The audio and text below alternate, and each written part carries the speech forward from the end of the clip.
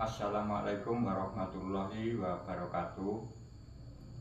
Riyaya pitung dina kabeh dong gawe kupat, diarani riyaya kupat. Yen kupat gandengane lepet, sempat ora sempat, lebarane wis mampet. Yen kupat asale saka beras, donga slamet padha seger waras.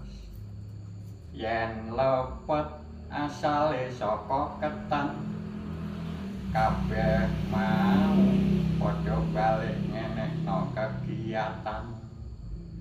Kegiatan urusan pegawean kanggo nyukupi kebutuhan sandang pangan lan papan, uga kebutuhan barang-barang kemewahan.